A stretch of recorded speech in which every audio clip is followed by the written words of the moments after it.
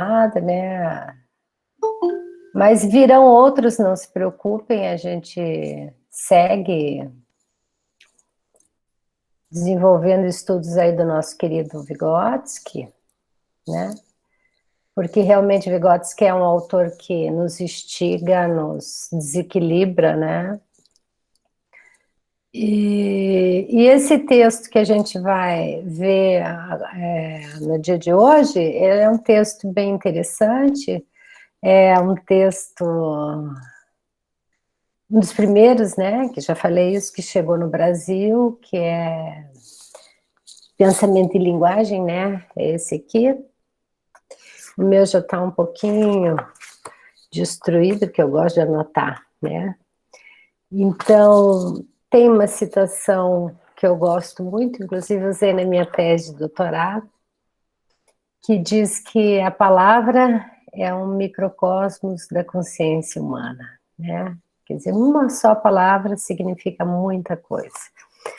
Então, minha palavra para vocês é que a gente tenha uma boa tarde, que a gente tenha um nível de compreensão um pouco mais profundo da complexidade da obra de Vygotsky, né?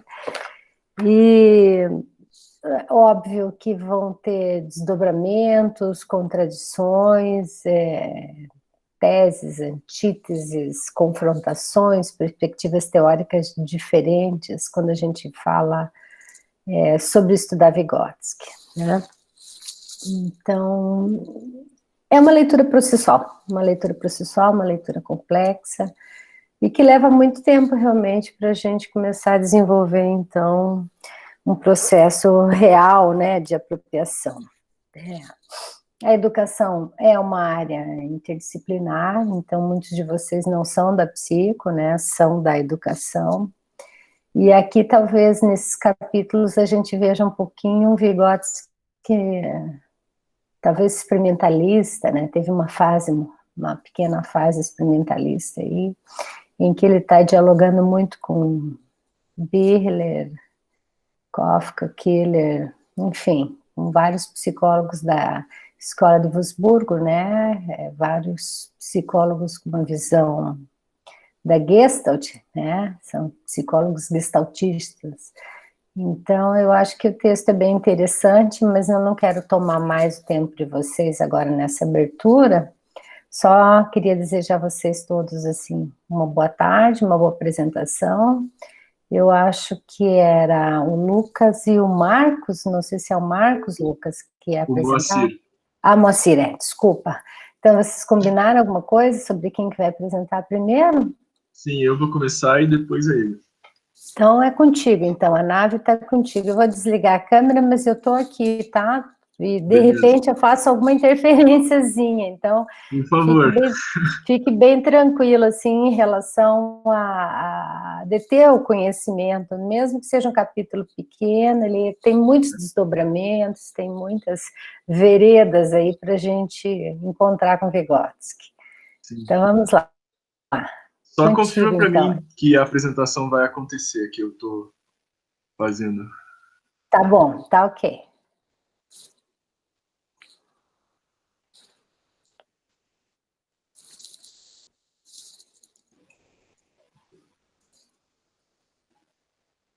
Deu certo? Tá na tela aqui. Era legal você clicar no... Apresentar, né? É. Deu certo? Opa. Ainda estou vendo uma lateral ali do computador. Mas deu certo, sim. Então, vamos lá. Bom, boa tarde, gente. Meu nome é Lucas. Eu sou aluno de mestrando, sou mestrando do PPGTE, orientando da professora Maria Sara. Eu vou ter que ficar autorizando aqui as entradas ao mesmo tempo, mas tudo bem. E, para mim, a leitura de Vygotsky, na verdade, é completamente nova. Então, muitos dos termos que ele usa, eu posso até compreender a descrição, pesquisar rapidamente na internet e tal, ou pelo próprio livro, mas eu não vou ter a compreensão profunda do que esses termos significam dentro do campo da psicologia, mesmo sabendo hoje a importância que esse campo de estudo tem para todas as áreas, né? Inclusive para a qual eu faço parte do mestrado no PPGTE e tenho pesquisado o processo de formação da engenharia. Então, o capítulo que eu li foi a teoria de Stern sobre o desenvolvimento da linguagem. Aí eu achei interessante fazer uma pequena busca assim sobre o teórico, né, que o Vygotsky faz os contrapontos. Então, falar um pouco dele. Wilhelm Stern é um filósofo e psicólogo alemão. Praticamente ele é contemporâneo de Vygotsky. Vygotsky morreu 4 anos antes dele. E ele ficou bastante conhecido por difundir a psicologia personalista. E aí, com as próprias palavras do Vygotsky, esse ramo da psicologia, ele tem uma concepção monadista, né, que seria simples e unitária, e idealista. Em que o indivíduo é uma entidade psicologicamente independente e que tem uma atividade unitária, orientada para um objetivo. E essa concepção personalista é que Vygotsky também vai fazer duras críticas ao pensamento de Stern. Isso foi bastante interessante de perceber como o Vygotsky trabalha bem, na verdade, essas contraposições mesmo, né, com diferentes teóricos, tudo para poder fundamentar melhor sua própria teoria. Então, ele vai descrever um pouco melhor assim qual é a teoria de Stern e basicamente ela fundamenta a linguagem por 3 raízes, né? A tendência expressiva, a tendência social, que são encontradas e desenvolvidas nos animais também, e a tendência intencional, que seria especificamente humana e definida pela orientação para um certo conteúdo ou significado. Ela seria feita por uma relação consciente e funcional entre signo e significado. Na verdade, é em cima dessa tendência que Vygotsky vai travar essa contraposição entre a sua própria teoria e a teoria de Stern. Então, como que se desenvolve a tendência intencional, né, para os dois teóricos? Segundo Vygotsky, né, pelas leituras que ele teve de Stern, Stern tem uma explicação intelectualista sobre essa tendência. Ela seria inata ao indivíduo e descoberta pela criança repentinamente, de forma súbita. E também poderia ser identificada em crianças já de 2 anos.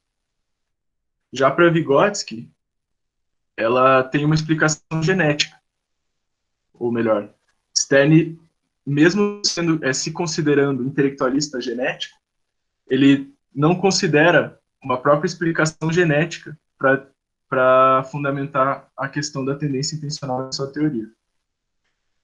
Para Vygotsky, ela exige um estado avançado de desenvolvimento da linguagem e ela não é percebida de forma súbita, pelo contrário, ela seria um processo complexo que depende do indivíduo, da sua própria história natural, que seriam as origens e formas de transição herdados na genética, né, hereditários, e sua história cultural, que tem a ver diretamente com o indivíduo em si. Suas fases próprias, seu próprio desenvolvimento quantitativo, qualitativo, funcional, com próprias leis e próprias dinâmicas. Claro. Congelado aqui a apresentação para nós. Aonde que está congelado? Está aparecendo a primeira página da apresentação. Sério? Não seguiu? Putz.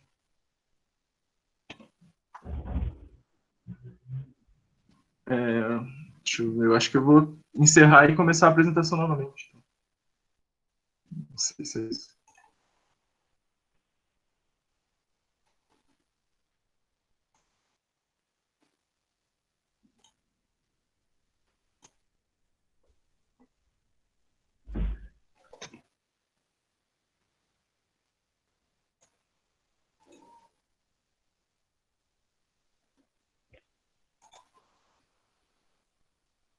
Voltou a apresentar os slides ou não? Está na primeira página. Clique em mudar, vamos ver se Eu estou muda. mudando. Ah, não. É porque Eu acho que vai ele ter não que está no modo apresentar. apresentação. Vai ter que mudar o modo apresentar. No modo apresentação. Vai lá em cima. Está em alemão o teu negócio aqui? Tá. Presentieren. Lá em cima, presentieren lá. Mas eu já tô, a questão é essa, eu já tô, na página que eu estou apresentando, já está em apresentação. Não, ponha o teu computador na tela, só a tela apresentar a tela do computador. Agora entendi. Acho que agora eu entendi. Porque quando eu coloco para apresentar, ele abre uma outra aba. E como eu tinha definido a aba... Isso.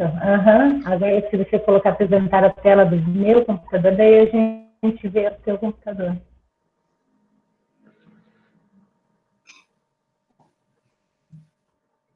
E agora? Tá carregando. Agora está perfeito.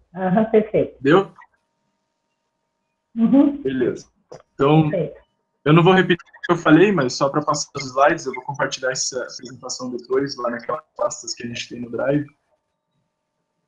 Eu tinha parado aqui, né, na forma como cada um entende a tendência intencional desenvolvida pelo indivíduo.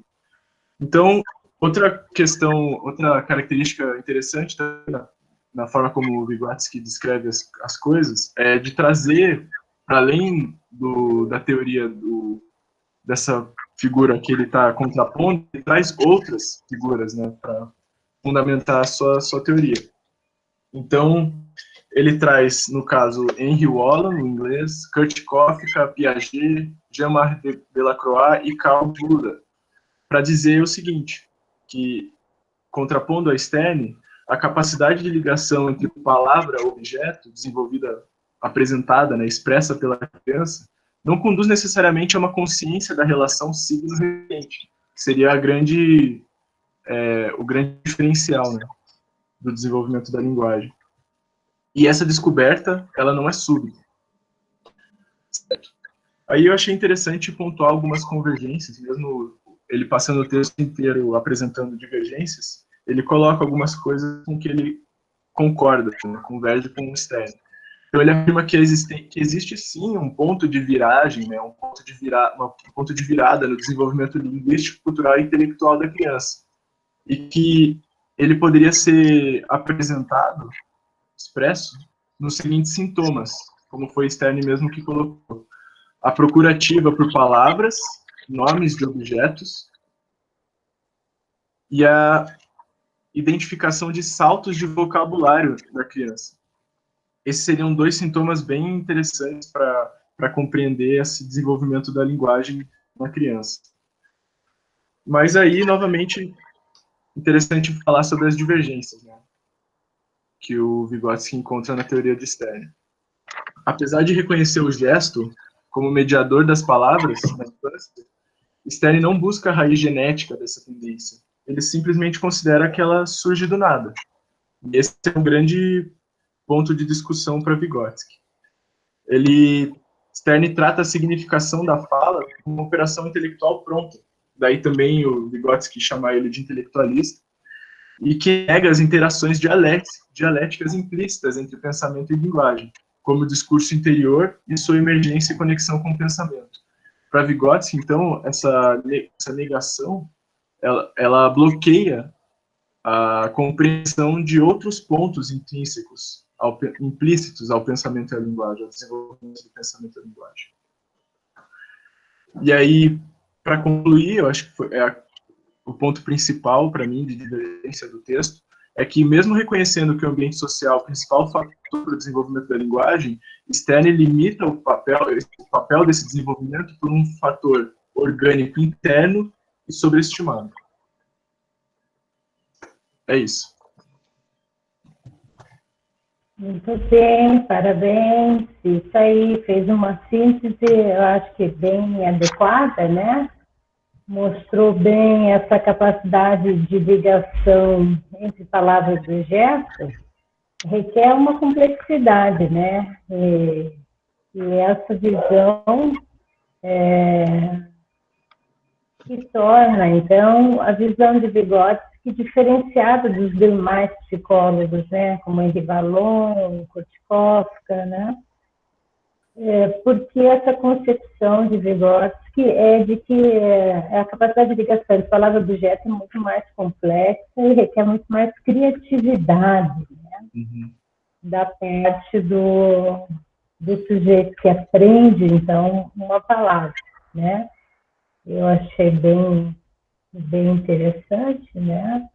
Essa esse abordagem, contraponto, né? esse contraponto com essas ideias de que o ser humano nasce já pronto, né?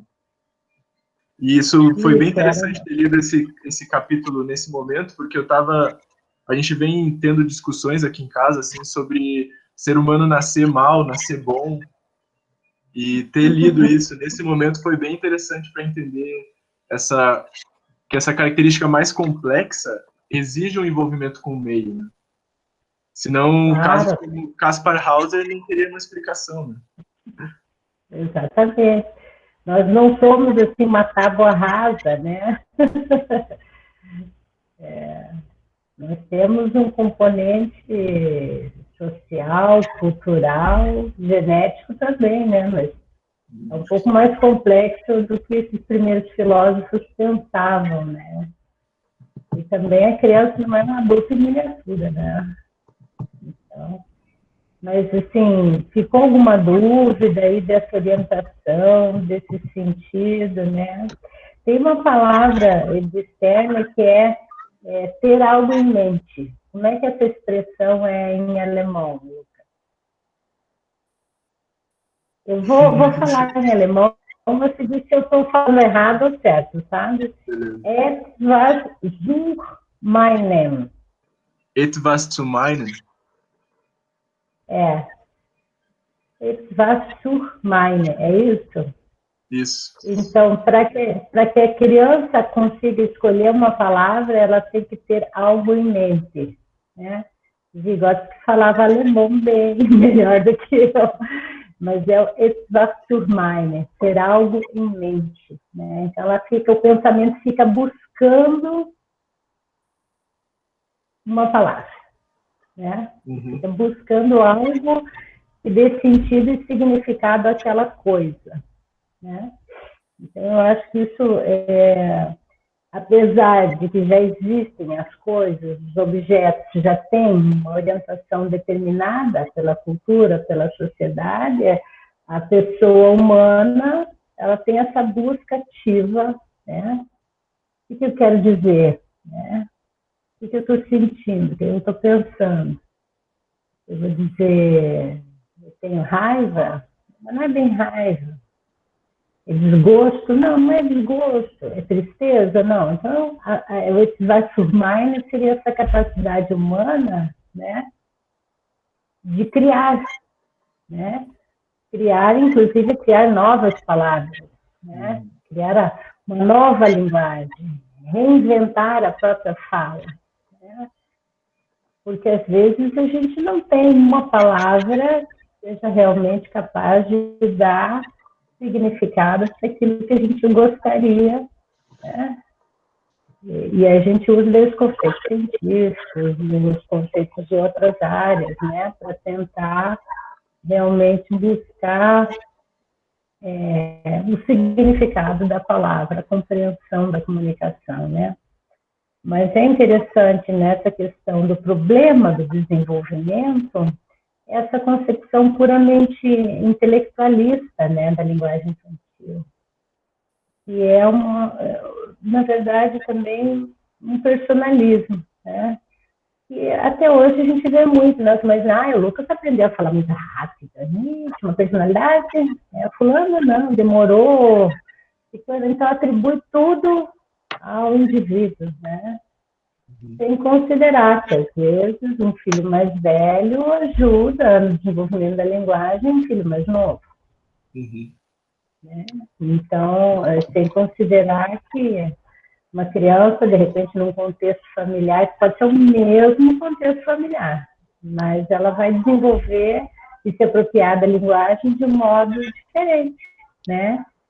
Um pai, por exemplo, se comunica mais com um filho do que com o outro, com o mais velho, ou com o mais novo, e menos com o mais velho, enfim, né? São múltiplas configurações aí, subjetivas que vão interferir no desenvolvimento da linguagem. Então, veja, muitas vezes a ciência tem essa inconsistência, né? Inconsistência, porque algumas teorias se baseiam então, em pensamentos filosóficos, como John Locke, né, da tábua rasa, né? Sem considerar, então, todo o environment. Né? Mas não sei se ficou claro, se alguém, ou passamos já a fala para o eu achei Márcio, né? interessante também por ter contato com o fator genético, que até então eu não tinha entendido muito bem que a teoria materialista, né, histórico-cultural, considerava, além da questão social, a questão genética. E isso ficou bem claro agora. Que é materialista. Ficou, né? Mas é materialidade, né?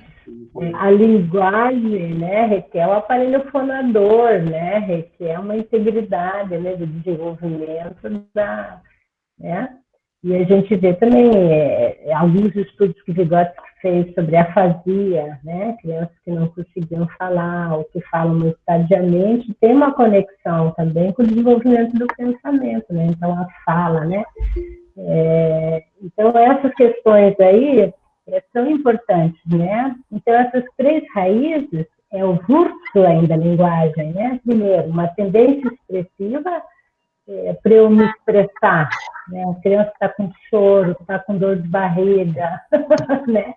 Essa tendência expressiva, emocional, ela também está presente nos animais, né? O macaco, quando vê um outro se aproximando, né? Começa a gritar, ele quer chamar a atenção, né? E essa tendência comunicativa, né, de troca, e essa tendência intencional, né? O Daniel está ali levantando o dedo, diga, Daniel. Eu ia escrever no chat aqui, gostaria da palavra.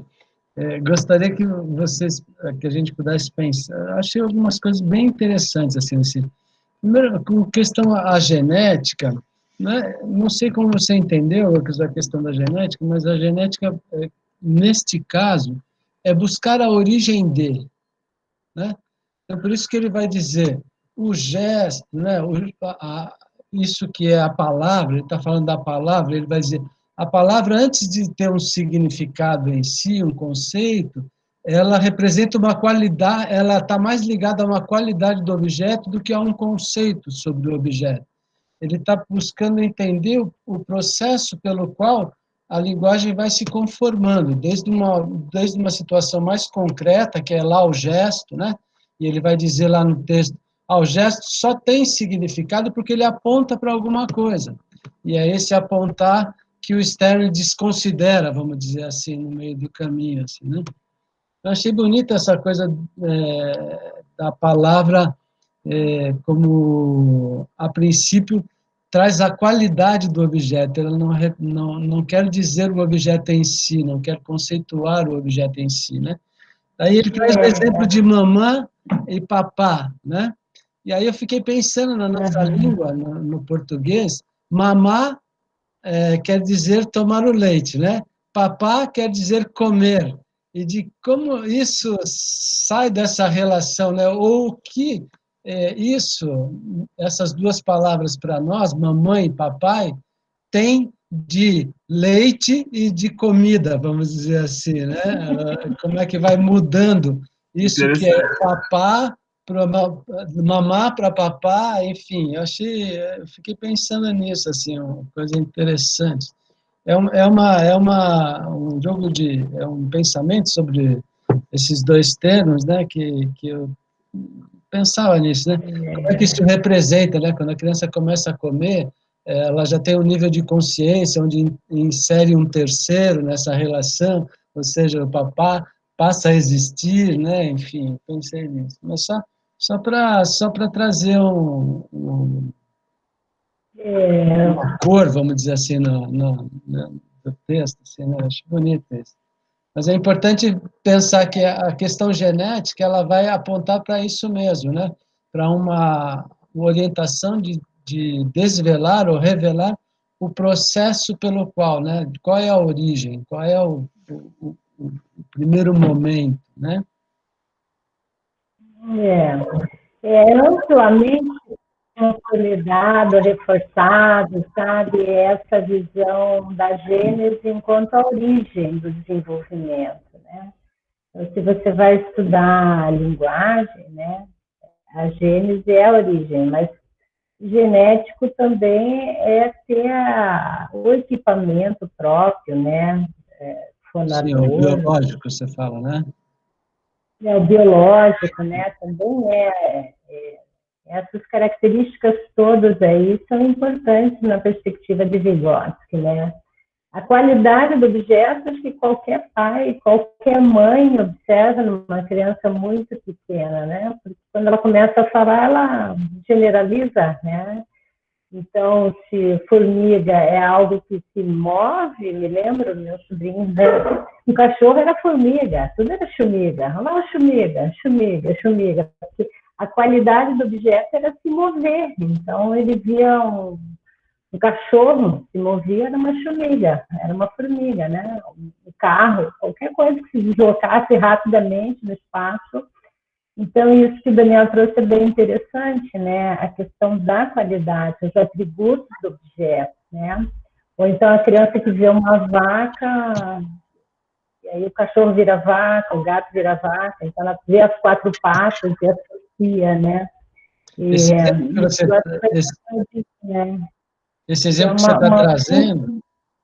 esse exemplo que você está trazendo me lembra um pouco também o processo de escrita das crianças, né? As palavras compridas têm um rabisco mais comprido, as palavras mais curtas é um rabisquinho curtinho, assim, né? Então fica uma coisa interessante. Então, veja, esse desenvolvimento, né, humano é importante diferenciar dos animais porque tem a questão da intencionalidade, né?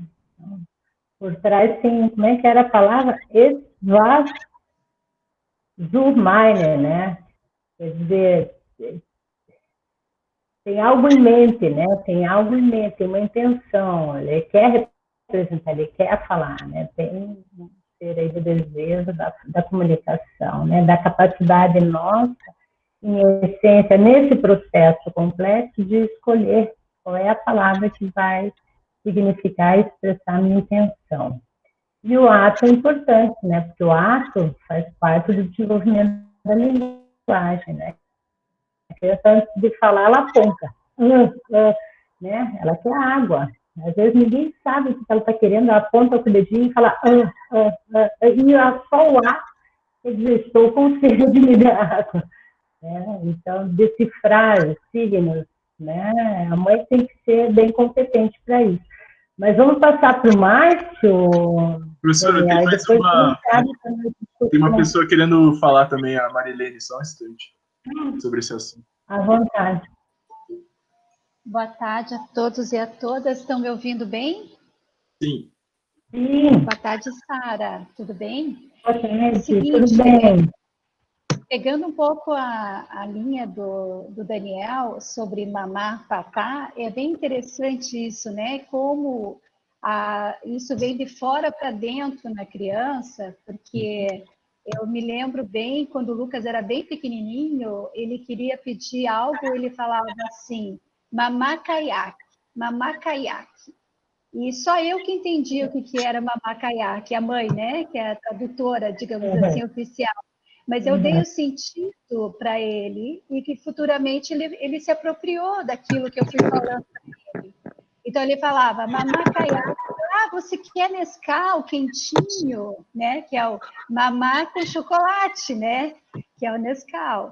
E aí eu traduzia e as pessoas entendiam. Agora, a maioria das pessoas não sabia o mínimo que ele estava falando ali, que ele ele está aqui do meu lado, ele não está gostando que eu estou contando isso para ele. Hoje ele tem 13 anos, né? Mas ele era bem pequenininho quando ele começou a falar assim. E o mais legal, assim, por exemplo, quando a criança começa a falar mã, a mãe já diz, olha, pai, a mãe está ganhando aqui, né? Ele está chamando a mamãe. Quer dizer, a gente que vai ensinar a criança daquele sentido, né? Do que a própria criança, então ela vai se apropriando ao longo do tempo, de tanto falar, né? Porque as palavras, elas são difíceis de serem faladas, né? Por exemplo, chocolate para uma criança bem pequenininha é difícil. Então, ela vai tentando, né? E a gente que vai dando, teoricamente, o correto para ela se apropriar. É isso. Obrigada.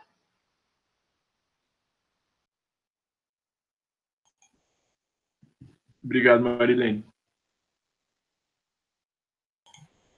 Profa, seu áudio está desligado. Eu estou aqui falando com o áudio desligado. Mas é interessante a gente observar a lógica da criança, né? A criança tem um raciocínio, um pensamento lógico, né? Ela está buscando a lógica dos objetos, a lógica da palavra, né? Uma palavra muito comprida, uma palavra muito curta, né? Um objeto comprido tem que ter uma palavra comprida para dar sentido, né?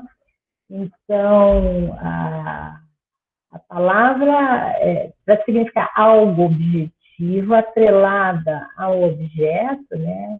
Implica, então, nesse processo complexo, né? E conduz também ao desenvolvimento da consciência, né? Porque eu me lembro de uma expressão de uma criança que dizia assim, bom, agora eu vou apagar acendi, né? É um texto de Vygotsky, que eu li há muito tempo. Diz assim, apagar, vou apagar, não é apaguei, né? Apagar é apaguei, então agora eu acendei. Não, mas não é acender, é acendi, então agora eu apaguei. Então, veja, a criança tem uma lógica, tem um caráter, né, lógico, e ela quer expressar uma emoção, um sentimento, ela tem uma intencionalidade, mas não tem recursos ainda como um adulto. Então, ela vai se apropriando com o tempo, exatamente, com o tempo. E as palavras também mudam, porque o significado das palavras não é congelado, né, eles vão mudando com o tempo. Mas eu queria passar para o Márcio, e depois a gente abre para mais comentários, se vocês me permitem, porque ele deve estar... Márcio, você está por aí? Ele deve ter se preparado, né? 15 dias para preparar uma apresentação, no dia a gente fica meio ansioso. É o Moacir. Moacir, desculpa, Moacir. Moacir, professor lá de Araucária, né? Cadê você, Moacir? Lesque Pereira, está pronto? Olá, boa tarde a todos e todas, né?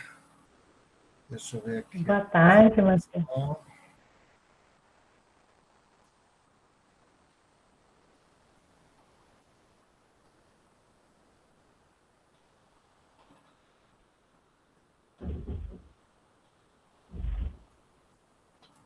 Nossa, estou vendo uma cama aí, um divã, tá ótimo. Porra, que escritório, hein? Nossa Senhora, não vai... É o escritório lá da cooperativa, esse aí.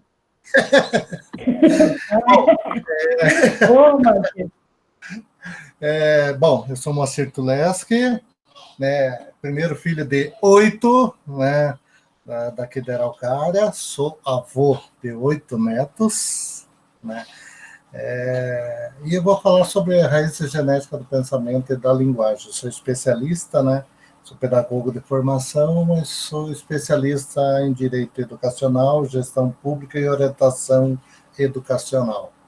Hoje, né, estou pedagogo no colégio estadual em Araucária e sou coordenador e professor de uma faculdade privada em Araucária, onde eu estudei, né? Fiz pedagogia, hoje sou professor lá, mas sou coordenador, trabalho só na coordenação de extensão e eventos. Antes até de entrar nas raízes genéticas do pensamento e da linguagem, eu ia falar sobre, né, Vygotsky desejava, né, reescrever a psicologia e construir uma teoria, né, da educação adequada ao mundo novo, né? A partir da década de 60, suas obras conheceram o mundo, né? Não se pode pensar no indivíduo como sujeito universal, cristalizado no tempo e no espaço. Para Vygotsky, o sujeito biológico converte-se em sujeito humano pela interação social, o sociogênese. E, né, dando início, né, as raízes genéticas do pensamento e da linguagem, a partir do estudo genético do pensamento e da linguagem, observa-se que esse espaço por muitas alterações, né? Os avanços no pensamento e na linguagem não seguem direções paralelas. O estudo genético do pensamento e da fala, o progresso da fala não é paralelo ao progresso no pensamento, o que é filogênese ou ontogênese. Filogênese obedece ao desenvolvimento da espécie humana, isto é, coisas que somos capazes de fazer, como pegar a pinça, andar, só não conseguimos voar, né? A ontogênese, história do ser, né? O sujeito nasce, cresce, reproduz, morre, assim no plano ontogênico de ser, a criança, quando pequena, fica deitada, depois sentada, depois em pé, e se refere à sequência do seu desenvolvimento. Nos animais, as raízes do pensamento e da linguagem, fala, se desenvolve segundo diferentes trajetórias. Esse fato é confirmado pelo estudo de Cohen, Yankees e outros sobre macacos antropóides, intelecto embrionário nos animais, pensamento não relacionado à fala. Até ontem, né, assistindo o filme, reassistindo o filme lá, o Planeta dos Macacos, eu me lembro que na primeira fase, né, no primeiro filme, o César, que é o macaco lá, ele aprendeu, né, em libras, né, a parte simbólica lá, né. Depois, na segunda fase, que ele já, no final da primeira filme, na segunda, que ele começou, né, a falar. Esse fato é confirmado pelo estudo, né? Macacos antropóides, intelecto embrionário nos animais, pensamento não relacionado com a fala, pensamento rudimentar, fase pré-linguística da evolução do pensamento. Correto. Explica que o chimpanzé apresenta rudimentos de um comportamento intelectual.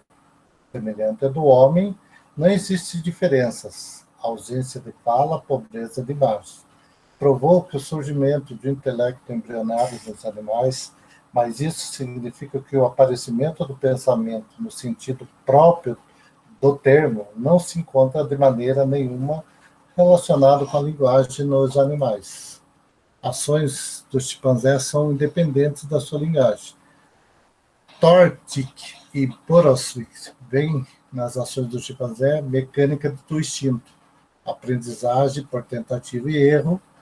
Wunder explica que o gesto de apontar, que constitui o primeiro estágio do desenvolvimento da linguagem humana, não aparece ainda nos animais, mas em alguns gestos dos macacos são uma forma de transição entre o movimento de preensão e de apontar. Aquilo que o Daniel, né, os presentes estavam comunicando a professora Sara, né, falando da criança apontar, falar que é mamá, que é papá. Kohler, na sua investigação da natureza dos processos intelectuais dos chimpanzés, mostrou por meio de uma análise experimental rigorosa que o êxito das ações dos animais dependia do fato de eles poderem ver todos os elementos de uma mesma situação ao mesmo tempo. Esse fator era decisivo para seu comportamento. Vou passar um videozinho, não sei se vai aparecer aqui. Vocês só me falam se...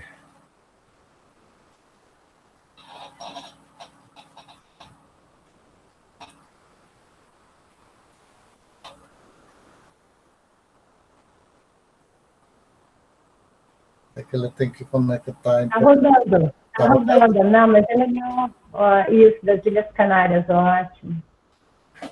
Olha que bacana. Isso. Então, essa é a estação antropóide da Ilha Tenerife, das Ilhas Canárias, onde Kivelas, né, vai escrever sobre a linguagem dos chimpanzés, né.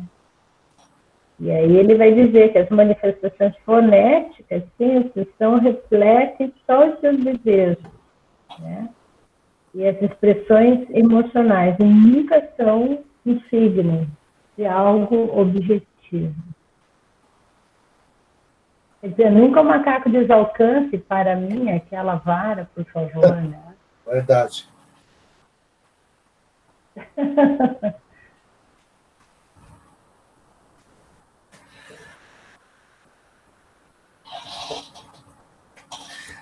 A ausência do pensamento, a presença visual real de uma situação suficientemente simples. É uma condição indispensável em qualquer investigação do intelecto do chimpanzé, mas há limitação ao processo de criação de imagens, ideação. O aparelho fonador, né, conforme Yankees, o aparelho fonador do chimpanzé é tão desenvolvido e funciona tão bem quanto do homem. Falta-lhe a tendência para imitar sons. São incapazes de fazer o que o papagaio faz, imitar sons.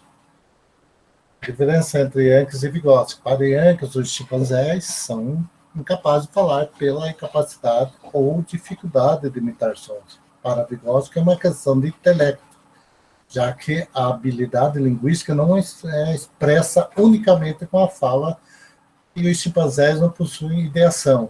Os chimpanzés têm um comportamento intuitivo, método puro e simples de tentativa e erro. Aquilo conforme o vídeo mostrou, né? Já a experimento de Lerman, vocábulo dos chimpanzés parecido com os dos humanos. Derivam de determinadas situações, os objetos relacionados com prazer ou desprazer, o que inspira um desejo, ressentimento, medo e etc. Registrados enquanto os macacos estavam esperando que os alimentasse ou durante as refeições. Vygotsky são reflexo condicionado, linguagem estritamente emocional. A função da fala dos chimpanzés não está relacionada a reações intelectuais, isto é, com o pensamento, se origina da emoção. É claramente parte da cena emocional total, longe de ser uma tentativa intencional, consciente de influenciar ou informar os outros. Se originam do instinto, exemplos, abelhas, von Frisch. Podemos, para agora, resumir as nossas conclusões que nos serão úteis para o prosseguimento da análise do problema. O pensamento e a fala têm raízes genéticas diferentes. As duas funções se desenvolvem ao longo de trajetórias diferentes e independentes. Não há qualquer relação clara e constante entre fala e pensamento. Os antropóides apresentam um intelecto um tanto parecido com o do homem, em certos aspectos. O uso embrionário de instrumentos, e uma linguagem bastante semelhante à do homem, em aspectos totalmente diferentes. O aspecto fonético da sua fala, sua função de descarga emocional, o início de uma função social. E a estreita correspondência entre o pensamento e a fala, característica do homem, não existe nos antropóides. Na filogênia do pensamento e da fala, pode-se distinguir claramente uma fase pré-linguística no desenvolvimento do pensamento, uma fase pré-intelectual no desenvolvimento da fala. Exemplo, os macacos tinham aprendido a pegar utensílios, inserindo um pau no orifício de outro pau, né, conforme o vídeo, e assim conseguiam tocar a banana. Se por acaso dois paus se cruzassem nas suas mãos, formando um X, tornava-se incapaz de realizar as operações familiares, muito praticada encaixe do pau para alcançar os utensílios. Pensamento, reafirmando a execução e a utilização de instrumentos pelo macaco ou descoberto caminhos indiretos para a solução de determinados problemas, embora seja sem sombra de dúvida pensamento embrionário, pertence a uma fase pré-linguística do desenvolvimento do pensamento. Vygotsky salienta em relação à fala dos macacos antropóides. 1. A coincidência na produção sonora com gestos ativos. 2. Os estados afetivos que produzem muitas relações vocais nos chimpanzés são desfavoráveis ao funcionamento do intelecto. 3. a descarga emocional não é a única função da fala entre macacos e antropóides. Bom, finalizando, Lene Vygotsky enfatiza o papel da linguagem do processo histórico-social no desenvolvimento do indivíduo. Sua questão central é a aquisição do conhecimento pela interação do sujeito com o meio. Obrigado pela escuta de todos. Muito bem, certamente. Você fez uma ótima apresentação e também eu acredito que o Márcio, assim como o Lucas, fizeram a síntese da síntese, né? Foi bem objetivo, né? Então, é importante nesse capítulo, né, enfatizar a questão do desenvolvimento, né, do pensamento e da linguagem, quer dizer, por onde vai as linhas de desenvolvimento, né? O pensamento e a fala, portanto, têm raízes distintas, né? São trajetórias que seguem caminhos diferentes. Nos antropóides, é lógico que existem certos aspectos assim, que são muito mais associados à imitação. O macaco imita muito mais o outro macaco, né? Até um ser humano, se você chegar a sair assim para o macaco, daqui a pouco ele está ali te imitando, né? Imitando o gesto, não o som, né? Já um papagaio, ele imita muito mais o som do que o gesto. Né? A minha avó tinha um papagaio. Ele tem 96 anos. Você assobia para ele, ele assobia para você. Você subiu o hino nacional, o papagaio subiu o hino nacional. Né? Então, ele tem uma facilidade de reproduzir som humano. Né? Então, eu acho que é bem interessante, eu não sei se entre a função da linguagem do pensamento, como é que você viu isso? Moacir, ficou alguma dúvida? Você já conheceu o texto? Como é que foi? Olha, o texto em si, professora, inteiro não. Conheci, já li vários artigos na época, eu estive conselheiro de educação e quando fiz pedagogia, a gente, né, ver algumas partes, não assim o texto, a obra completa, né, de Vygotsky, a gente eu trabalhei com vários autores, né, também Piaget, mas muito mais Vygotsky, e no Conselho de Educação, quando estava conselheiro, também. A gente, até na hora de reformular ou de confeccionar pareceres e resoluções, né, para a educação infantil. Essa parte da interação, que a criança, através de outras, né, de outras crianças, conseguem interagir, conseguem imitar, né? E mais dessa parte. Eu não sou o especialista, que é o Lucas, que tem vários colegas aí do grupo, né? Mas eu até estava conversando esse dia na faculdade, que falei, pô, fiquei tão assim, desde o início do grupo, me assimilou alguma coisa de procurar mais e querer estudar mais, né? até mais Vygotsky, né? Então, tem o livro dele, alguns autores que citam muito ele, que é os livros que eu usava no conselho, e a gente fica bem mais, né, querendo, fui procurar mais, né, a tradução, vamos dizer, real do russo para o inglês, depois para o português, se estava certo, estava de acordo com a sua fala e sua escrita da época, né, que é bem diferente. Não sei se a professora Maria também sentiu isso, né? Na tradução, parece que você perde algumas linhas, né, alguns autores falam de um jeito, os americanos, por exemplo, falam daquela maneira, e para eles é daquele jeito que Vygotsky trabalha. trabalhou, né? Exatamente. Já para a linha português, para o português ou para outras línguas, parece que tem uma outra, assim, um outro direcionamento, foi mais ou menos o que eu entendi, assim, que eu fiquei bem assim, falar, pô, será que é tentar pegar obras diretamente do russo, até para você poder, né, ter essa... quebrar esse paradigma, né? Era isso, professor. Tá ótimo. Não, é bem isso, né? Eu acho assim, o desenvolvimento,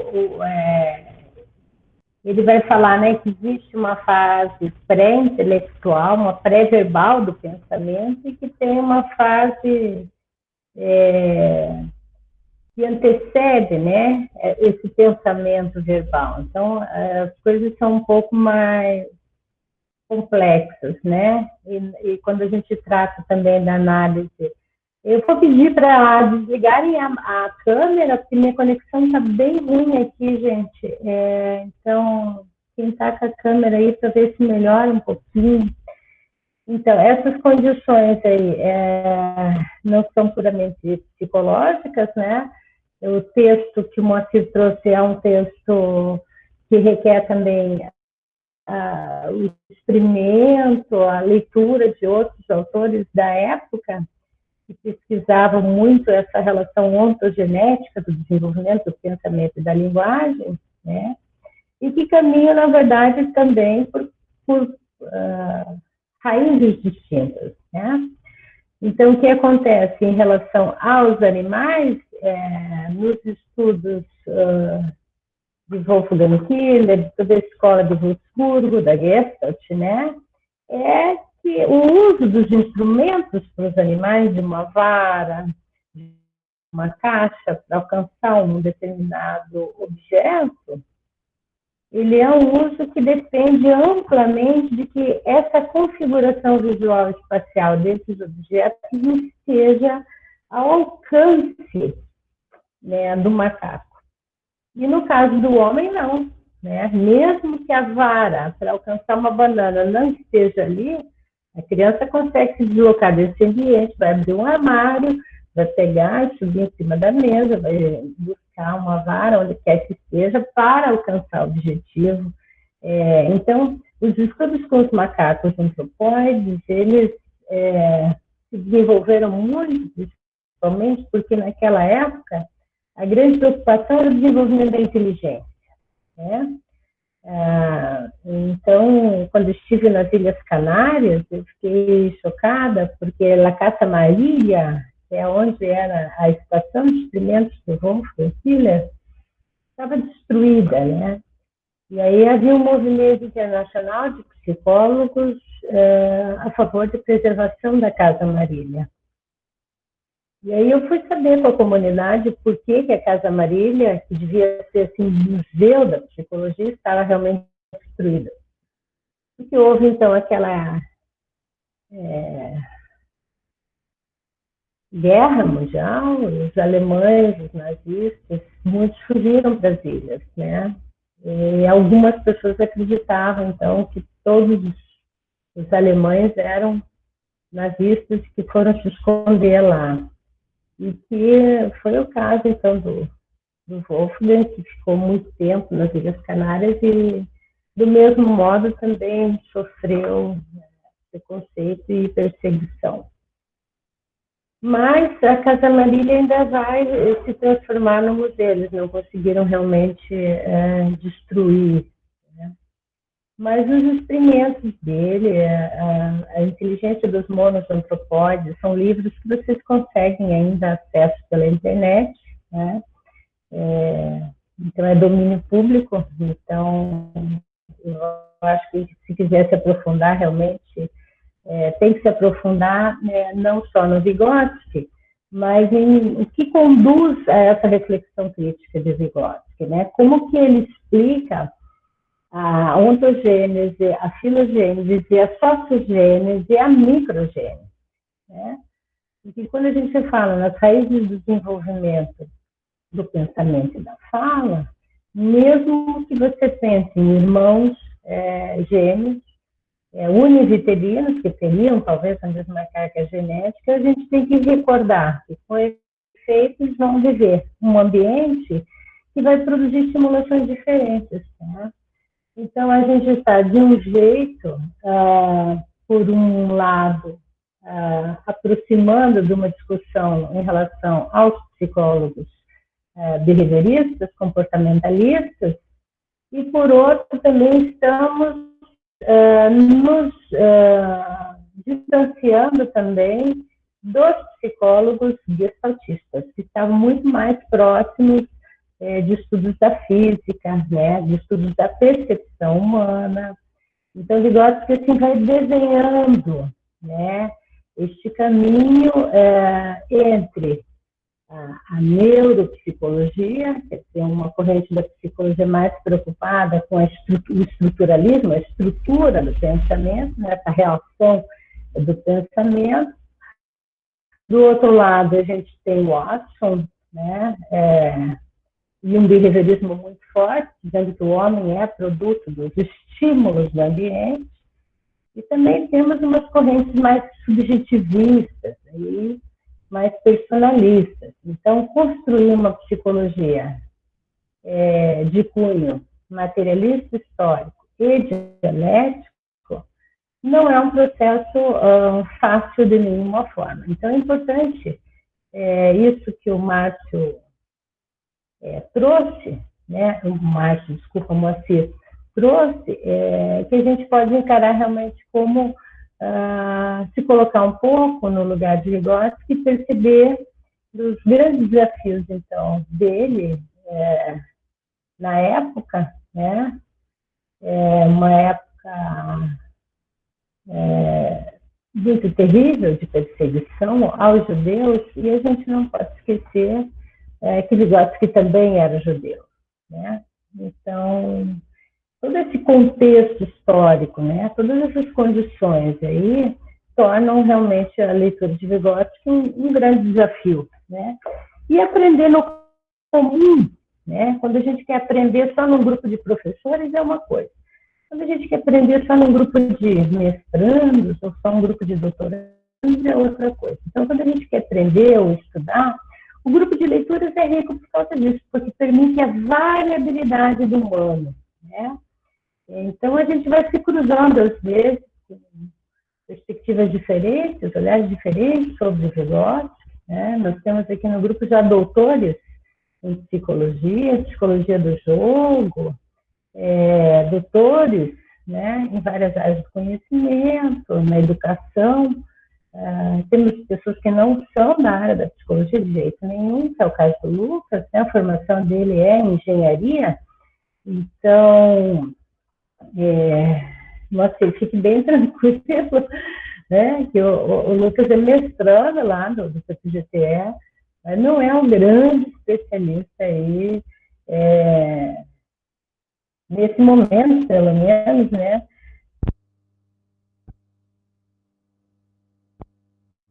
Então, eu não sei, vamos abrir agora para ver se alguém tem algum ponteamento. Lucas, é com você. O Daniel queria falar alguma coisa também. À vontade, então, Daniel. Esse Daniel é intrometido, Você né? aqui, só que minha conexão está bem fraca. Mas eu queria trazer uma reflexão, um pensamento sobre o conceito, né? O conceito de instrumento, se você concorda. A gente fala, o Vygotsky vai dizer assim, né, que a atividade humana ela é mediada, né, diferente da atividade dos animais, que é imediata, né? Ou seja, o bicho tem que encontrar tudo disponível, né? Alguns macacos, inclusive, têm algumas experiências, acho que do próprio Kula, alguma coisa assim,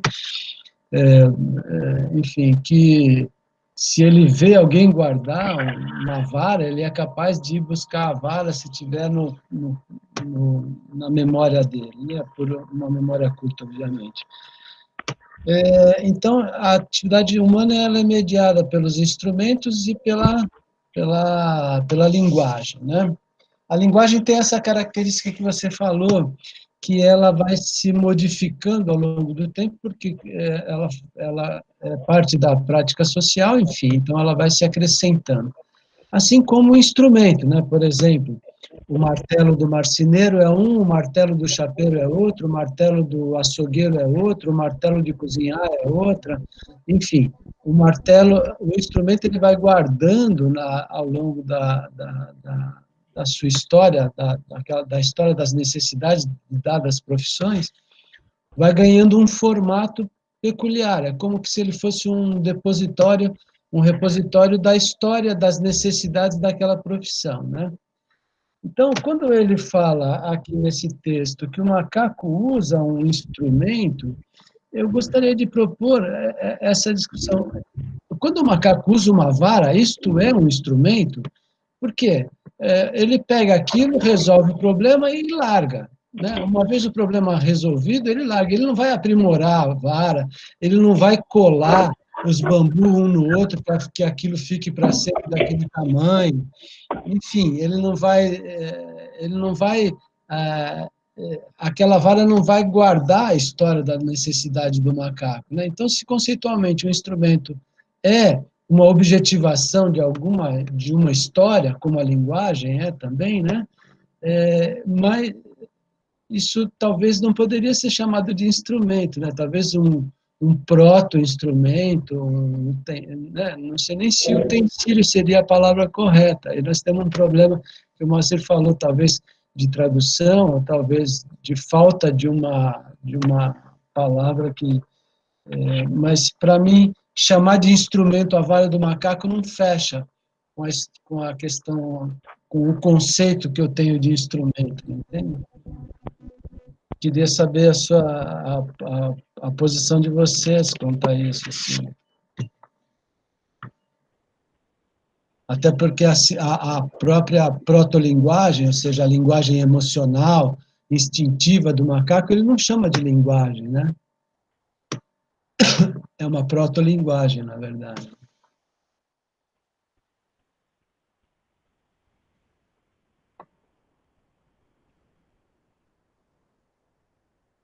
Eu não sei qual que é a questão, minha bateria está acabando aqui, né?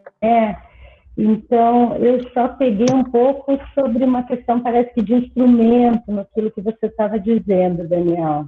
Sim, se o termo instrumento utilizado no texto, ele de fato é correto, no sentido, talvez até de um problema de tradução, uma vez que o instrumento, ele tem essa qualidade de também se modificar com o tempo, né? No caso da vara do macaco, isso não acontece. Tá, só um pouquinho. Eu só vou trocar o microfone só um pouquinho. Alô? Aí. Não sei se deu agora, estou trocando o microfone. Estou te ouvindo. Eu também estou te ouvindo. Funcionou? Muito Estava melhor. trocando aqui. Acabou a bateria daquele negócio lá. Então, veja só, instrumento, sim, é alguma coisa que serve para alguma coisa, né? Mas não é um instrumento psicológico. Então, Vygotsky define instrumento psicológico, né? Então, ferramentas, instrumentos, e o nosso maior instrumento é o instrumento psicológico. Mas, assim, Killer, em 1921, disse a seguinte frase, inclusive o melhor instrumento, veja, que o macaco usa, por exemplo, uma vara para pegar lá a banana lá, então, quando o macaco pega a vara para cutucar a banana, essa vara é um instrumento na definição de 1921 do Killer, ok? Vygotsky não entende instrumento ou um objeto, um martelo, uma ferramenta, tudo pode ser um instrumento, né? Vygotsky vai muito além disso, Vygotsky fala que nós temos instrumentos psicológicos. Mas o que o Killer está dizendo? Ele diz o seguinte, o instrumento, mesmo que o macaco use uma vara para pegar uma banana, ele só usa naquele momento, que a hora que ele satisfez a necessidade dele, ou seja, pegou a banana, descascou e comeu, ele esquece o uso instrumental do objeto. Então, ele põe ali, ó. Ele não vai reter aquela vara na memória, não vai guardar, não vai lembrar onde é que está a vara, se ele escondeu atrás do armário, como o humano faz. Então, a palavra é instrumento mesmo na medida em que qualquer objeto pode ser usado, né? Mas para Vygotsky, não. Eu não sei se está claro isso, né? A relação entre o uso do instrumento e o objetivo, quer dizer, o macaco tem um objetivo. Como vocês viram no filminho que o Moacir trouxe. Ele pega o caixote, o macaco coloca o caixote no centro da cena, tenta alcançar a banana, ele viu que ele não consegue, ele vai lá e pega outro caixote. Então, ele está fazendo um uso instrumental das caixas, que, aliás, eram as caixas de banana mesmo, porque as Ilhas Canárias ficam muito perto da África, e as bananas vinham em caixas. Então, eram as caixas das próprias bananas que eram usadas para alimentar os macacos. Era um laboratório muito simples, na verdade. Era uma quadra com uma tela gigantesca, e ele tinha lá... vivia sozinho, solitário, ele e os macacos antropóides.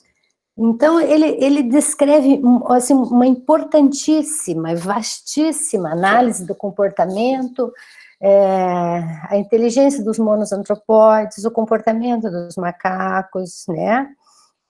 A mudança do comportamento do macaco, todos os experimentos naquela época foram possíveis de serem filmados, porque já existia câmera, né? Então, vocês estão vendo aí um filme que foi editado, recortado, caiu em domínio público, e de repente o filme sai do contexto, né? Você não sabe que tipo de estimulação o Wolfgang Killer está fazendo com os macacos naquele momento, mas, de qualquer forma, o tempo em que o animal fica esperando o alimento também vai repercutir no uso que ele faz, objetivo desse instrumento, né? A Marilene está aí na sala, não me deixa negar, quando a gente faz psicologia, Renata também, a Maristela, né? Como é que você faz para manipular o comportamento do animal? A primeira coisa é deixar ele um bom momento, né? Sem alimento. Então, ele vai desenvolver um determinado comportamento, insistindo, lógico, no ensaio erro, no objetivo de atingir determinado fim daquela operação, que, em geral, é a satisfação de uma necessidade de saciação, no caso da sede, né? Eu tinha um rato que se chamava Elton John.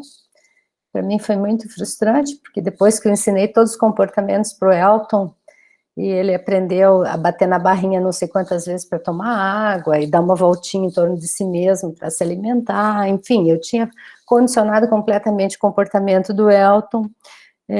A gente tem que sacrificar o animal no final do experimento, então aquilo foi trágico, e eu não consegui fazer isso, pus uma caixa de sapato, levei para casa, e criei o Elton embaixo da cama até minha mãe descobrir. Mas de qualquer forma, confissões, né,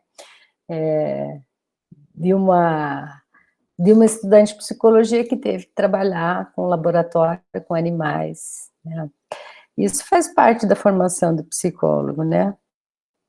Mas veja, quando a gente vai trabalhar, confeccionando, por exemplo, cartazes com símbolos, para ver se um animal identifica, esse símbolo significa aquilo, né? Learned confeccionou em 1925, e Yerkes também, 32 elementos linguísticos que os macacos, que os chimpanzés, dos ensaios e dos experimentos de Killer tinham condição de identificar, né? Então, eles identificavam determinados elementos naqueles cartazes, naqueles símbolos. É lógico que é completamente diferente de um significado humano, né? Então, tem um significado humano, tem um significado, um sentido do que um objeto provoca, né? Uma emoção em você, né? Então, claro, quando a gente fala em palavras, a Marilene está dizendo ali, eu não me lembro disso, tivemos que matar o ratinho, pecado, neguei essa situação, provavelmente. Então, veja, porque o significado, a produção do sentido e a produção do significado vai representar, na linguagem humana, uma determinada situação objetiva que remete à nossa própria memória. Então, a gente, digamos, a nossa memória, ela é seletiva, né? Então, determinadas coisas você vai lembrar e outras você faz questão de esquecer, né? Ou mesmo que não faça questão de esquecer. Eu tenho uma amiga que diz assim, olha, não existe ato falho, é um ato fato, é um fato. Por quê? Porque no desenvolvimento do intelecto humano, que é muito mais complexo do que o desenvolvimento dos animais, dos monosantropóides, existe aquilo que o Angel Pino trazia para nós, que é a incompletude biológica do ser, ou seja, nós somos um ser que se forma, né, no coletivo, se forma na cultura, né? Então, os nossos sentidos e nossos significados são agrupados ao redor da comida, né, do fogo, né, do papá, da mamá, do alimento, mas também nossas reações emocionais, vocais, nosso vocabulário, vai transformando tudo isso numa linguagem para além da linguagem emocional primitiva do chimpanzé. Né? O meu cachorro está latindo lá embaixo. Ele late horrivelmente, ele está dizendo, eu vou morder você, né? E cada vez que passa o lixeiro na rua, ele late, né? Então, é uma linguagem primitiva, forte, uma forte expressão emocional, mas é comum aos animais, que tem um aparelho fonador que às vezes até é mais ou menos parecido com o humano, né? Mas em alguns casos é mais desfavorável, né? No caso do chimpanzé, por exemplo, né? Mas no caso, por exemplo, de um papagaio, já permite muito mais a simulação da voz humana. Eu lembro que o papagaio da minha avó, ele dizia de si mesmo uma frase que ela repetia para ele, louro, você quer café? E ele dizia, louro quer café, louro quer café. E todo mundo dizia, não, mas o cachorro, ele quer café, dava café para o papagaio. Enfim, um papagaio pode apresentar uma aprendizagem rápida de muitas e muitas palavras, conforme o número de treino, o tempo que o humano fique falando com o papagaio, estimulando ele a falar, né? Mas, assim, na esfera do comportamento humano e animal, elas são completamente diferentes. Eu acho que a colocação do Daniel foi bem interessante a esse respeito do instrumento, né? Objetivamente, muitos animais podem usar aquele da nossa, como é que chama? Que pega uma pedra e quebra para comer? Esquilo, né? O esquilo pode usar uma pedra, né, para quebrar uma noz, para facilitar a abertura de um coco, né? Então, mas é um uso de um instrumento com uma determinada situação muito específica e objetiva que simultaneamente, rapidamente se perde, né? Não é uma resposta que vai evoluindo, né? Não evolui, porque os animais não têm cultura, né? É só o homem que tem cultura. É só o homem que desenvolve da pedra para o martelo, do martelo para uma marreta, de uma marreta para, sei lá, né, uma escavadeira, uma pedra maior ainda, né? Os animais não têm. Então, ele usa esse estímulo que está ali no ambiente, digamos, uma pedra para quebrar nós, né?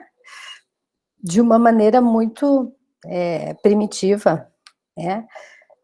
E com uma grande intensidade, e a intensidade do uso do instrumento, ou a intensidade mesmo da expressão verbal, ela é extremamente emocional, e depende também do tempo de exposição à necessidade ambígua, da própria fome, da necessidade de uma reação rápida emocional, que compreende, então, esse uso e essa função também de descontentamento, saciedade, satisfação, né?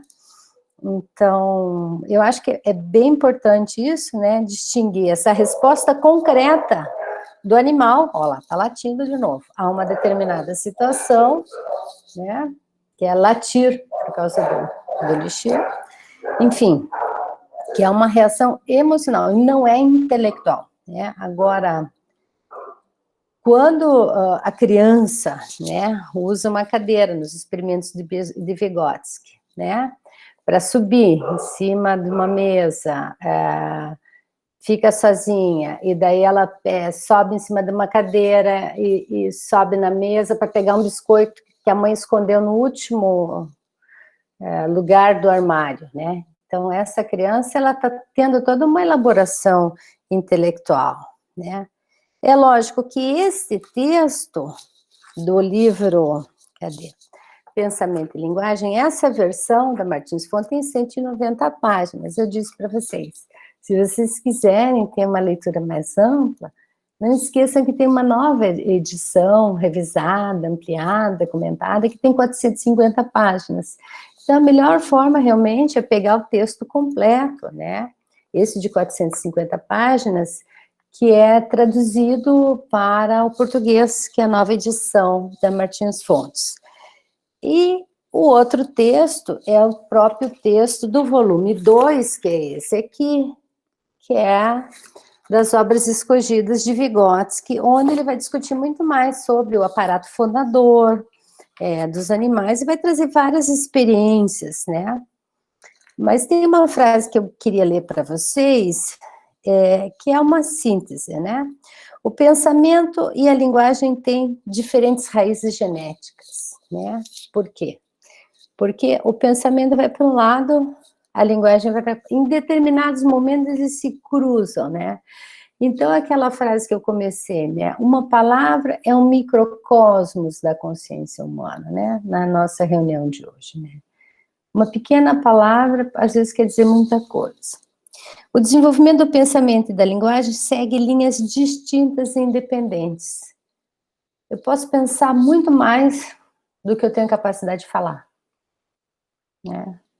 Às vezes as pessoas dizem coisas sem pensar. Quer dizer, falam como papagaios. Falam, depois param para pensar. Terceiro aspecto. A relação entre o pensamento e linguagem não é uma magnitude ou mais ou menos constante no curso do desenvolvimento filogenético. É óbvio que tem momentos no desenvolvimento, me lembro da adolescência, por exemplo, que a criança passa por, né, períodos de muito mais desenvolvimento do pensamento do que da própria linguagem, né? Já fulano é tão quietinho, né? Mas ele está pensando, talvez, né? Os antropóides manifestam um intelecto semelhante ao homem, em alguns aspectos, né? E aí, no rudimentar uso de instrumentos. O que é o rudimentar uso de instrumentos? É um uso objetivo, concreto, porque está ali no campo visual e porque tem um fim rápido, né? Que é de se alimentar. Então, os antropóides manifestam um intelecto semelhante ao do homem no rudimentar emprego de instrumentos, uma linguagem semelhante à do homem, em outros aspectos, né, uma fonética da fala, uma função emocional, e rudimentos de uma função social na linguagem, né? Veja, até rudimentos de uma função social, quer dizer, o macaco também traz isso, né? Os animais também trazem isso. Os antropóides não manifestam uma relação característica com o homem na estreita correspondência do pensamento à linguagem. O chimpanzé, um pouco ou outro, não guarda nenhum tipo de conexão. Quer dizer, alguns animais têm mais e outros não têm nenhuma.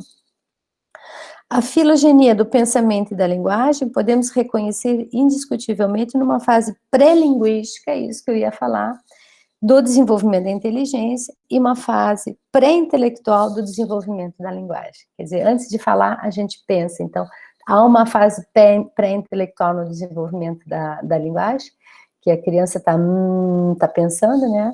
E há uma fase pré-linguística no desenvolvimento da inteligência, né? Que é aquela fase do balbucio, normalmente, né? O balbucio, os gritos, né? Comunicam, né, uma sensação, mas ainda não expressam, né? Então, em síntese, né, o desenvolvimento ontogenético do pensamento e da linguagem tem raízes distintas, se cruzam em determinado momento, e de repente seguem linhas diferentes novamente. Então, quando eles se cruzam, o que acontece? O pensamento se faz verbal. Agora, aquilo que eu penso, eu consigo falar, né?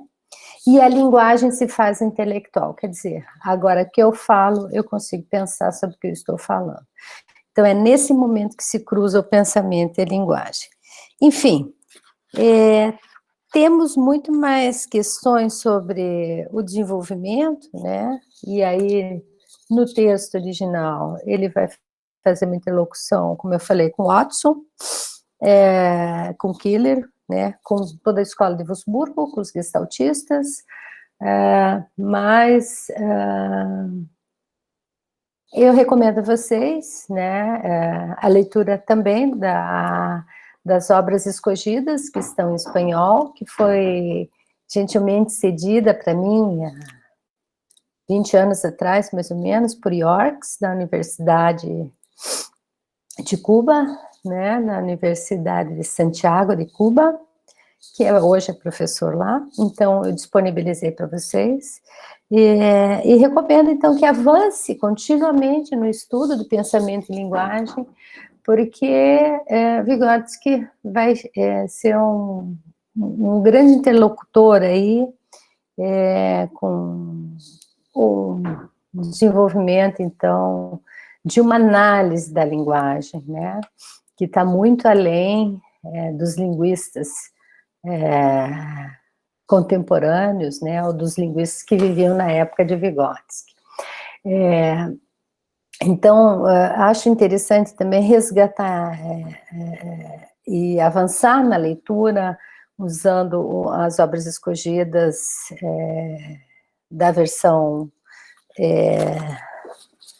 do Machado Novo, né, que também é uma versão já revisada pela própria Vygotskaya, então também dá para avançar nesse estudo.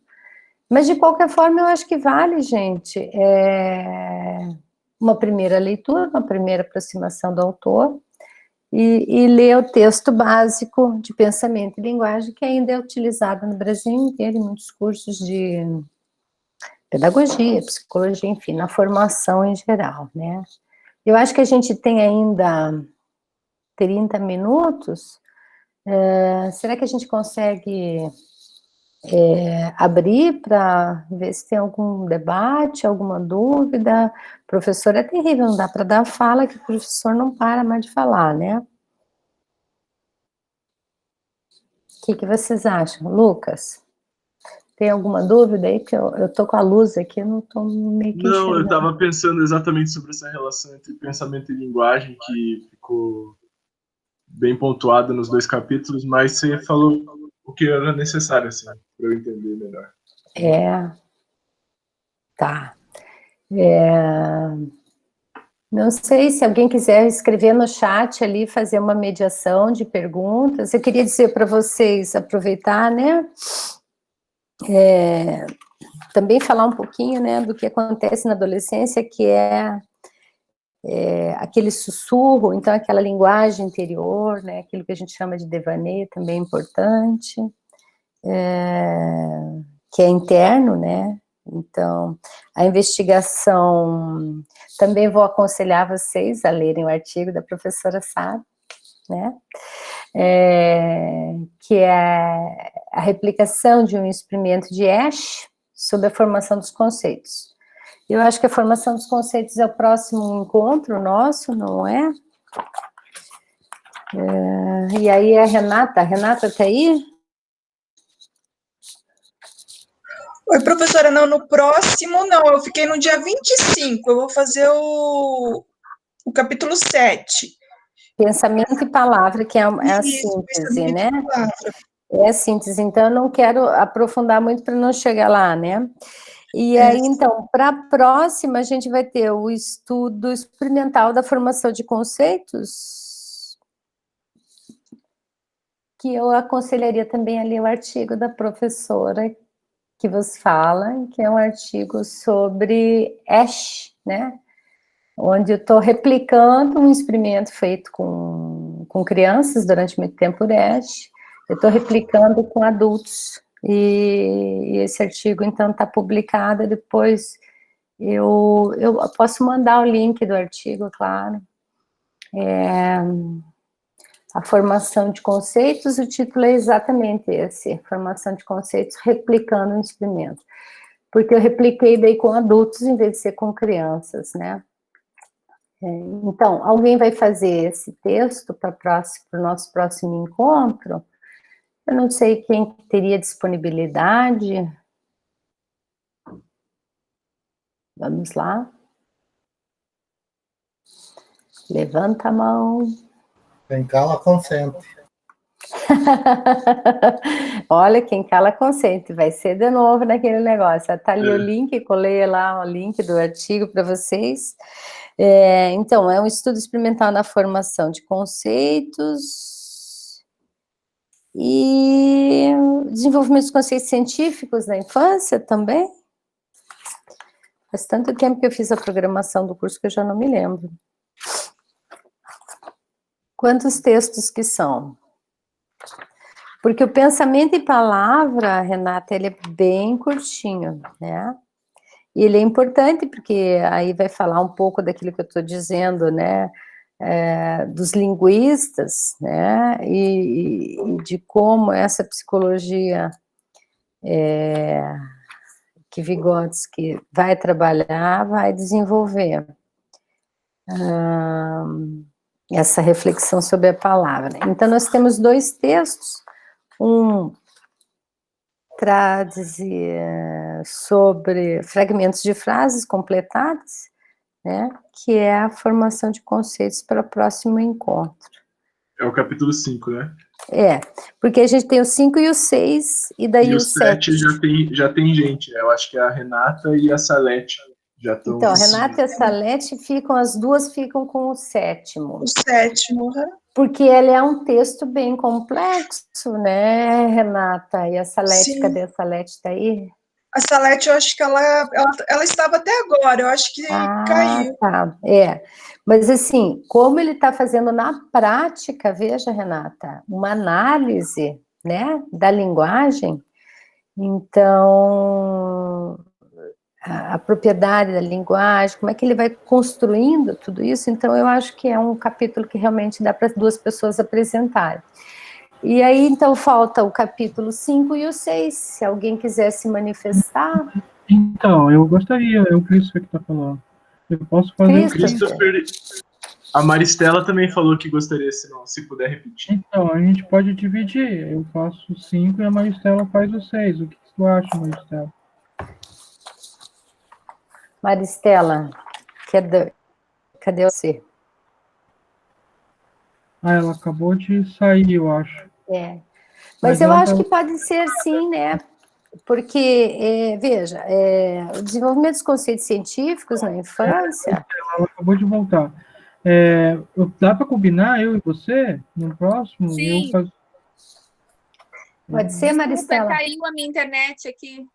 Não, esse negócio cai, mas não machuca não, né? Eu posso fazer o 5. E eu faço o 6, então.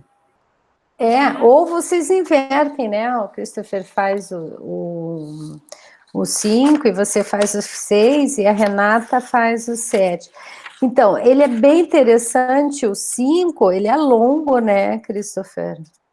Tá. Mas eu acho que ele complementa, então, com o meu artigo, que eu já coloquei ali, que eu acho que ele é interessante, porque trata da formação do conceito, né? E aí eu até relembro um pouco para vocês Ebbinghaus, né, das palavras e sentidos, né, do grande linguista contemporâneo que a gente ainda tem aí, que é o Chomsky, né, enfim, e de toda uma corrente pós-moderna que se pega muito na questão da análise da linguagem, né. Então, como é que Vygotsky faz essa análise da linguagem? Então, o desenvolvimento de conceitos científicos na infância é uma primeira exploração do valor heurístico, né, de cada objeto nominado, né, como é que a criança vai tendo, dentro da atividade dela, do desenvolvimento da atividade, esse aprendizado escolar, né, esse aprendizado de si, e como que a escola vai influenciar tudo isso. Então, ele é um texto bastante interessante, um texto denso, né, baseado em uma série de estudos, inclusive do Shift, né, que é sobre desenvolvimento dos conceitos científicos na idade escolar. Então, na verdade, o que acontece? Quando a criança chega na escola, ela tem um arcabouço histórico, cultural, de conceitos, que é o que Vygotsky chama de conceitos espontâneos. Espontâneos entre aspas, né?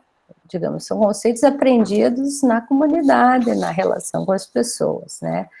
Então, não confundir espontâneo com natural. Nada é natural na teoria de Vygotsky. Nada é natural. Tudo é relação, dialogia, dialética, né? Então, quando a criança chega na escola, ela já traz uma série de conceitos, né? E aí a escola, então, vai fazer o quê? Negar esses conceitos e colocar conceitos científicos, né? Então, o grande problema é esse, né?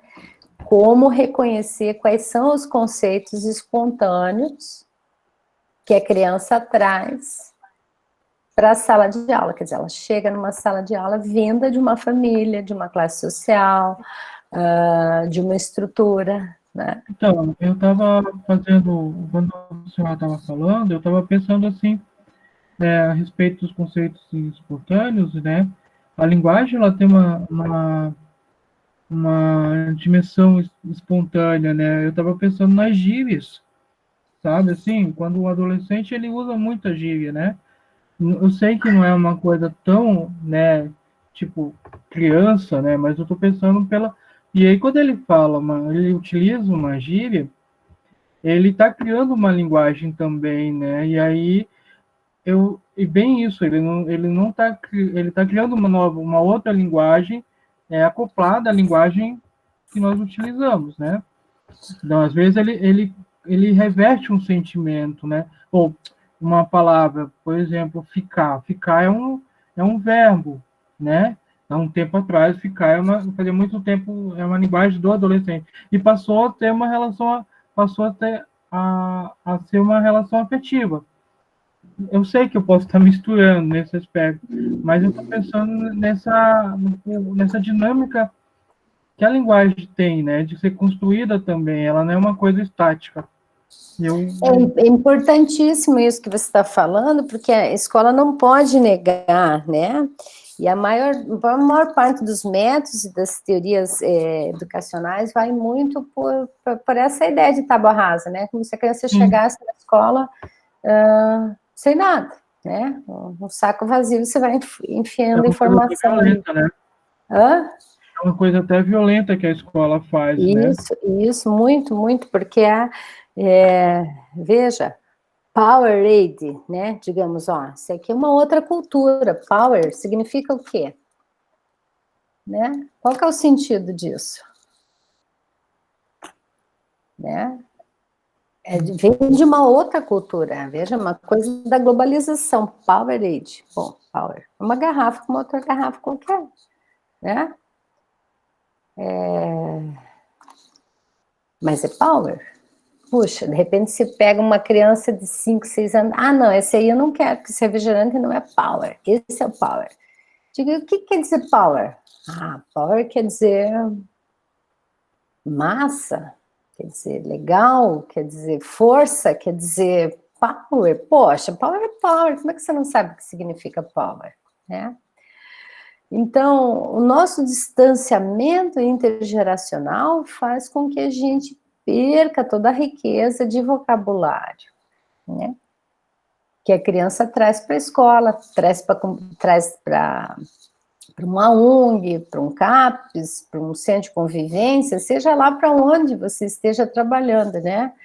Mas a criança vai chegar ali com um significado próprio, prático, de palavras, né? Que ela vai atribuir às suas práticas sociais e que são palavras que para ela dão sentido e dão significado importante, né? Para a própria estruturação da personalidade, quem que ela é, né?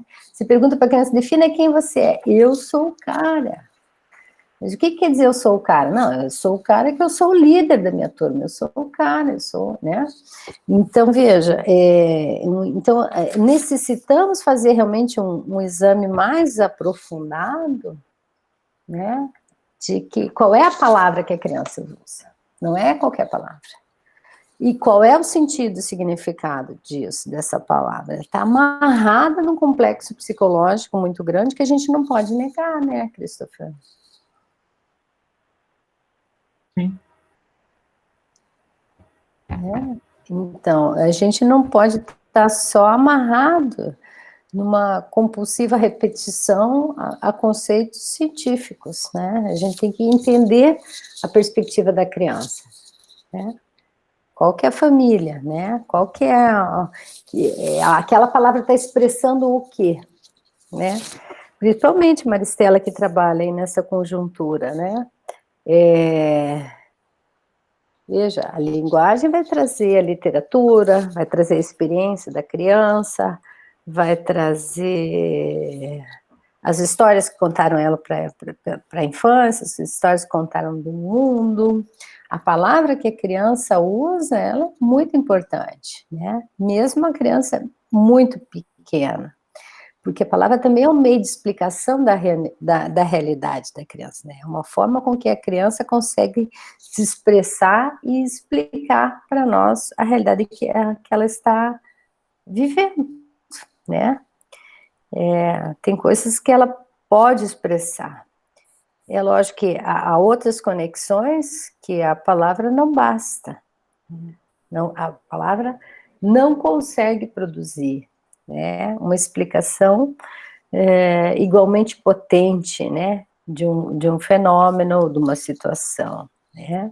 Há muitos casos, né, em que a palavra se torna até incompreensível, né. E há casos também que Vygotsky pesquisou na questão da afasia, né, que a criança não consegue nem nominar o que acontece com ela, né, o que aconteceu com ela, né. Estudos com crianças órfãs da guerra, crianças que foram abandonadas, abusadas, vilipendiadas, né, às vezes a criança não consegue nem comunicar, né, através da linguagem, através da palavra, aquilo que a criança passou. Então, a palavra é muito importante, né. Lógico, todo esse processo de desenvolvimento da palavra, né, porque a palavra, ela não está ali, porque o pensamento não está ali, ele evolui, se transforma, né, ele se desenvolve, né, nós, assim, só vamos adquirindo um maior vocabulário na medida em que a gente vai lendo cada vez mais, né, para Vygotsky, é lá pelos 12 anos, mais ou menos, que a criança realmente já tem uma grande capacidade, uma melhor capacidade de abstração, né, de uso da própria palavra. Ok, gente? Mais dúvidas, angústias? Então ficou. Para a próxima reunião, Lucas, o Christopher, a Maristela, Beleza. a Renata e a Salete. Uma última pergunta só, professora, aqui para confirmar. A Camila Coscodai perguntou se precisa realizar algum trabalho para recebimento do certificado ao final dos encontros.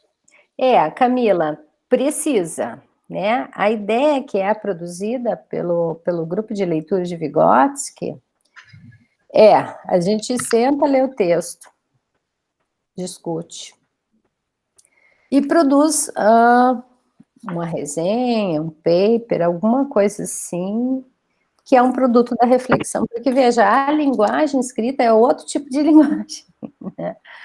E ela já vai realmente promover um pensamento mais elaborado sobre o autor, né? Então, à medida que você vai colocar no papel, então vou fazer uma reflexão sobre a relação entre pensamento, linguagem, os raps, os funks, enfim, a linguagem na política, a linguagem na saúde pública, né? A representação social do professor na escola pública, enfim.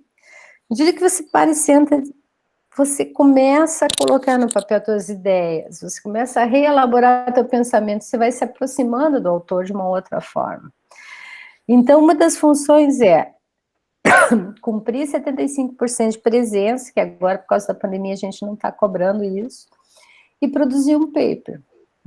Eu venho desenvolvendo grupos de leitura de Vygotsky desde 2017, se eu não estou enganada, mas, assim, é muito frutífero sempre, porque as pessoas começam no grupo, não sei escrever, vai ter dificuldade, e de repente saem uns papers ótimos e a gente produz um livro. Então, o primeiro livro, eu vou até colocar para vocês aqui, que a ideia do livro veio depois, né? Mas o primeiro livro se chamou Introdução ao Pensamento de Lev Vygotsky.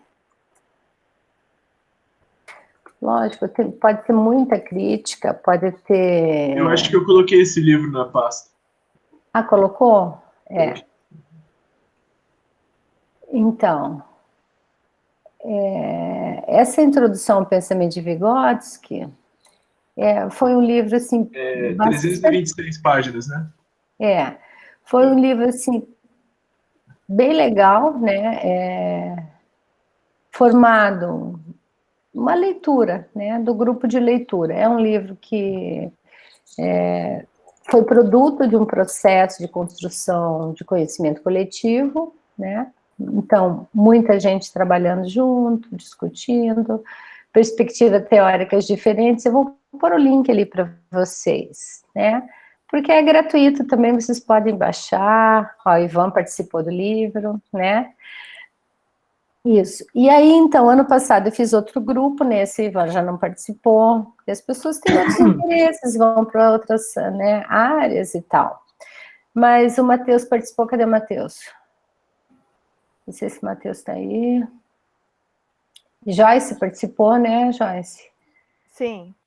Então, ele vai sair agora em setembro, o livro 2, né? Vai ser livro 2, olha que legal, segundo livro.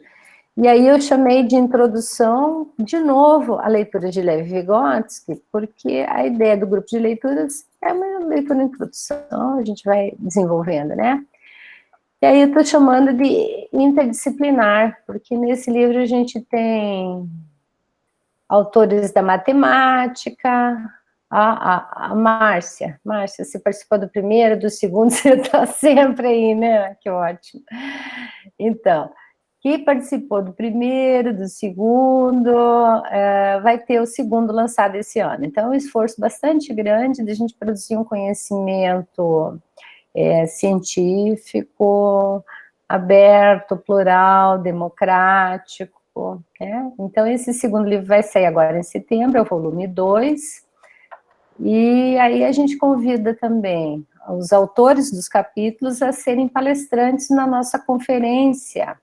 Então, a conferência a gente já está organizando aí com o apoio dos alunos e tal, e vai ser uma conferência muito legal, vai ser, anotem na agenda de vocês, 11, 12 e 13 de novembro, e lá, até lá, então, pretendo já ter o livro 2 para lançar na conferência. Então, é bem interessante, até propus para a Maristela uma mesa de debate sobre o tema dela, que é a saúde, né, a questão da subjetividade da saúde, para o Lucas, para o Christopher também, se quiser propor uma mesa. Vai ser um evento completamente online, né, então é assim, grupo de leitura, produção do livro, conferência. Todo ano é isso que a professora faz. Grupo de leitura, produção do livro, conferência, né. Professor Gilmar, alguém da educação física? Tem gente da física, gente da educação física, gente da matemática. Na conferência tem 2 professoras que trabalham com a teoria da atividade, a professora Flávia Dias, já vão montar uma mesa, são 2 mesas sobre teoria da atividade, com os maiores autores do Brasil sobre teoria da atividade, a professora Yara Bulgakov, o professor Márcio. Então, serão mesas muito potentes, muito interessantes, só que neste ano, como é o ano pandêmico, a gente optou por não fazer apresentação de trabalhos, né? Então, até o Christopher sugeriu da gente fazer um minuto, né? Eu estou estudando ainda se isso é possível ou não. Mas, de qualquer forma, as mesas já estão montadas, né? Para os dias 11, 12 e 13 de novembro. Então, normalmente é assim que funciona, gente. Todo ano a professora começa o grupo de leituras, a produção do paper, então, é condição sine qua non. Eu acho que é muito importante, sabe? Não sei quem que perguntou se tem que escrever ou não, mas eu acho que tem que escrever, sim, né? A escrita ajuda a elaborar nosso pensamento. Torna esse pensamento mais complexo, né? Determina um outro grau de pensamento, um outro grau de abstração sobre o autor. Beleza, gente? Dúvidas, angústias, vamos lá?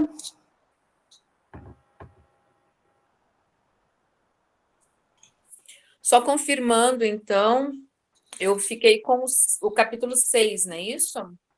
Isso. Tá legal. Isso. Beleza, então. E o 5 fica com Christopher. Sim. Mais alguma dúvida, gente? E a Renata e a Salete? Não? Tranquilo? Quem tá com a mão na boca aí? Tô vendo alguém aqui na minha câmera. Janine Machado não apresentou. Quem não apresentou? Muita gente, né? Gente, vamos lá então abrir nossa câmera, tirar nossa fotografia para a gente encerrar nossa atividade. Não, é só o 5 e o 6. O 7 é para a última daí. Ah, o 7 é para a última. Legal. Vamos ver se eu tiro uma foto dos nossos palestrantes de hoje, que o Lucas acho que não tirou nenhuma foto tua, né, Lucas? Não sei. Mas olha lá, eu tô vendo, cadê o Moacir? Moacir, você tá com aquela mesa, aquele sofá lá. A gente não tá te vendo ainda. Ok, gente, obrigada. Então, obrigada do material aí, gente, mandaram um bom material, tá tudo lá no Drive, aproveitem bastante. Um abraço virtual para todo mundo aí. Valeu, gente. Tchau, E se tchau. alguém quiser fazer uma mesa ou trazer um palestrante super especial para a nossa conferência, fique à vontade, tá? Vamos fazer uma mesa sobre jogos lá, né? A Fernanda não tá aí, mas já tem uma mesa sobre jogos lá. E podia fazer uma mesa sobre música, né? Vamos pôr já o desafio aí. Hein, Hermes? Já estou te desafiando aí. O que você acha? Ué, interessante. Agora teria que ver como é que seria, né? Chamamos a Melissa, que Case? Não, chamamos a Flávia? Né? Vamos fazer uma mesa sobre música, que legal. Olha só, Flávia, você está num lugar bem quentinho aí, não é, Flávia? Olha que delícia. Deixa eu ver quem mais. Natália está num lugar quentinho.